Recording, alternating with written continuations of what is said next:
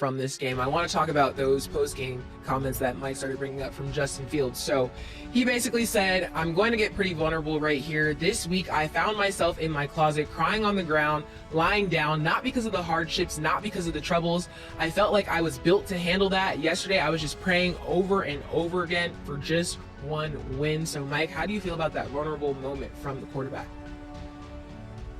Well, was he praying or crying? Which one is he? Because, so he found himself in crying. Was he praying? I mean, you know what I'm saying? Well, listen, I told you, I like the fact that he shared with everybody what it means to him.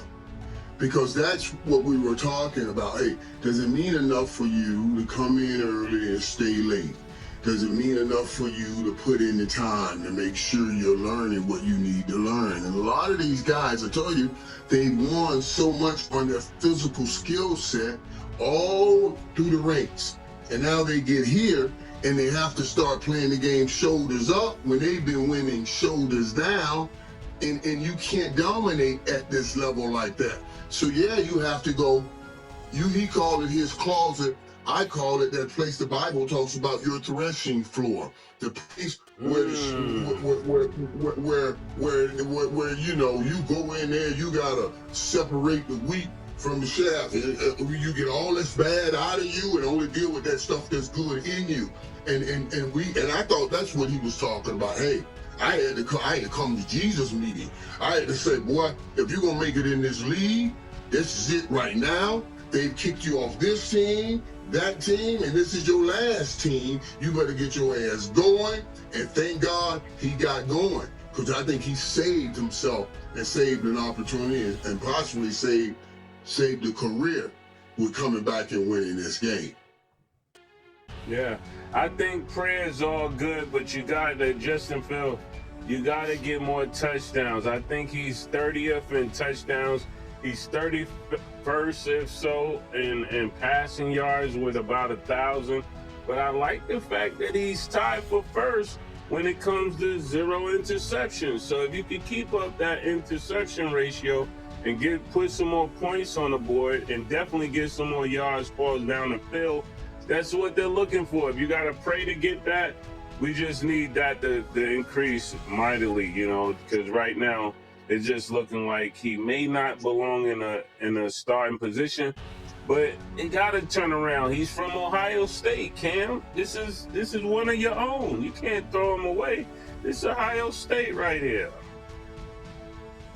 Just said he's from Georgia. Pick up your minds. Ohio State is. But I'm trying to. When they kick him down, I got to relate him back to somebody that could give him some help. He's born, and he grew up in Georgia, but he went to Ohio State. Where are you from? You from Jacksonville or you from Harlem?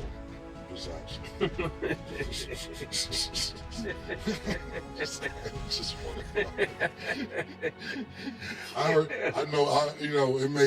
I heard it was, it may be Ohio State, it may be Florida or Georgia.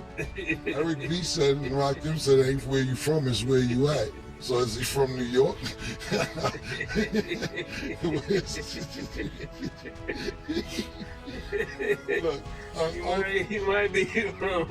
he might be from New Jersey right now. If you let Sin City, it depends on who you ask. You like Sin City? All them niggas in here, Suge, sitting in here, everybody in here today, nigga. It's a fucking party in there. Hey, yo, listen. So Suge say he's from Jersey, Saying is gonna say he's from Georgia. The nigga's from Georgia. Don't put him with us until he start winning more, What I say is this, and we didn't bring this up, Mike didn't bring it up, and Stat didn't bring it up, and Murder didn't bring it up. And I'm saying, nothing funny, I was just saying. The thing about it is this, when you're saying that he's in his closet crying, praying, or whatever the case may be, you have to think about this. The owner didn't want him on the field. Not the coach. The owner was throwing shots at him. Wow. The owner says, yeah, no, I don't like the nigga. I'm paraphrasing, of course. I ain't fucking with the nigga like that. So even at the press conference after the game, they like, yo, what do you think about what the owner said? And he answered it cool. It was kind of I don't know how to explain it, because this is what he said, and I'm paraphrasing this as well. He said, what he did say is, that's outside noise. He said, I know it's still in-house, but I can't let that distract me and being preparated, so on and so forth, and everything else, because I got to focus on doing me. So I don't want to just, discredit the owner being the owner, but I can't feed into that. But what do you do? And that's why he probably saying he's crying, praying, whatever he was doing, when not the GM, not the coach, not your quarterback coach, not your offense coordinator, your owner said, I ain't fucking with the nigga. And then eventually gets you benched. That's the reason you really got benched initially. So I feel him. I feel his redemption for today. Hopefully it could carry on. But when the owner don't like you, this is probably the best way to start getting the owner to like you a little bit.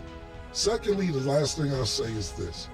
Athletes, and everybody, when you're young, you're renting, you're having fun, you're buying cars, you're buying furs, you're buying Lamborghinis, you're buying cribs, you're tricking on bitches, all this shit. Y'all making so much money today, start investing and doing other shit. Because everybody's career is not going to be Steph Curry. Everybody's career is not going to be Michael Irvin. Everybody's career is not going to be LeBron James or Michael Jordan and everything. You will be up and you will be down quicker than you know it. You sit there and make $4 million, taxes is taken 2. Your agent is taking another 2%. Your manager's taking another 3%. Accountant is getting 3%. You want a house, right? You want to be living outside the hood. By the time you got $5 million and by the time you buy the shit that you want for that 1 year, you might have about $472,000 left. Start investing you guys' money so you don't have to be in the closet crying like, man, my chicken wing spot clicking. We're on our 19th franchise. Shout out to Jamal Mashburn. Jamal Mashburn is one of these people who has made more money probably outside the NBA than in the NBA. I use him because everybody goes to Magic Johnson. We see what Magic Johnson did. Take a page out of Jamal Mashburn's book, and there's probably several other players that I can name, but that's the first person that comes to mind. Think about your career, whether you're 21, 22, 23, 24 years old, 25, outside of sports, because it doesn't have to be around forever. And you ain't got to be in your closet crying and shit. Yeah. But I understand it just feels in this sense. And you mentioned it, he had 0 interceptions. Another 0 interception today. But he threw for 244 yards today. And I thought today he was pressed in the sense that, all right, before maybe you're worried too much about these interceptions and you're not taking a chance at some of the throws that you have because you don't want to make a bad throw. The threshing floor said, that's out the window now. Because the owner, when you made Cam, the owner said, all I know, I ain't getting that nigga up no more money. That's what he really said. Right. That's what he was really saying. That's why he was crying. I ain't giving no more money. When the owner comes out and say that, that's basically what you're saying. I ain't getting no more money. He won't get another dime out of me. So he had to learn to cut that thing loose and throw it. And he did today. And hopefully he gets confidence that he can do it. He can see it, he can make those plays, and they can win a football game. And that confidence will carry him a long way. And if Woody Johnson don't want to pay him in New York, he can carry that confidence somewhere else, and somebody else will give him an opportunity and will give him some money. Yes, I think when it comes to Justin Fields, you guys are kind of missing a point here. The owner should not like somebody who's tanking his franchise. I don't think anybody in here would like that. You wouldn't like that, Mike, if somebody's working in Playmaker and they're making all of the orders bad. Cam wouldn't like it if somebody starts selling orange horsepower. You know what I'm saying? Like, no, you're in this position to win games. How am I supposed to like you if you keep losing? That's how people form business relationships and good business relationships from the business going well. I mean, you can like somebody all you want, but if you can't make a dime with them, you start hating them really fast, even if you used to like them. I don't think he would tank the team.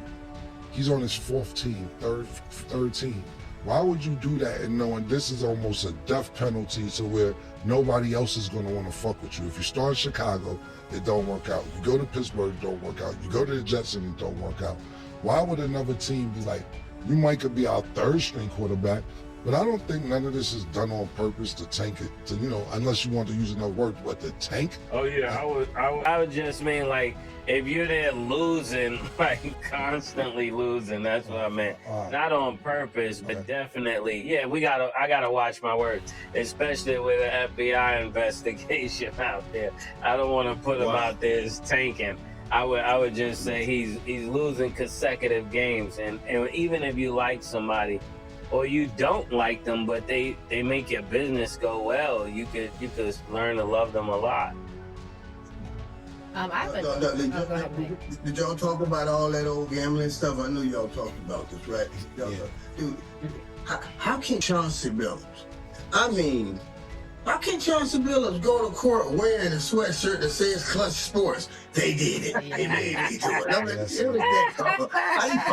did y'all see? That's that wink if you're nervous. That's that wink if you're nervous.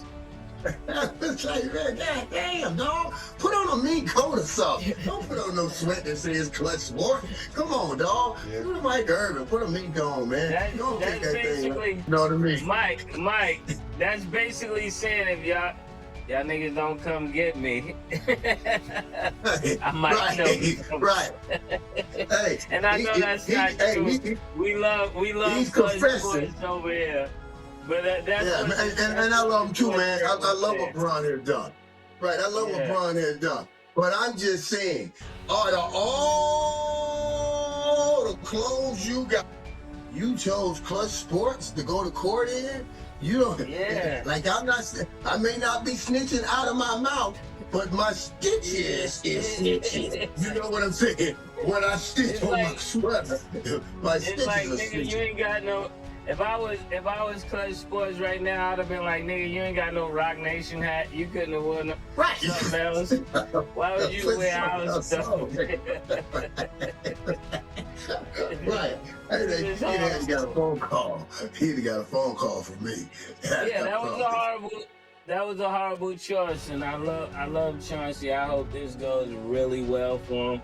I saw even what Charles Barkley had to say. Charles Barkley just said, for everybody, this is just really stupid, you know, and I don't know what to say about it, because every day more information is coming out and everybody is innocent to proven guilty, but it doesn't work that way when it comes to the feds. It seems like you're guilty to proven innocent, because everybody feels like when the feds come, they know something.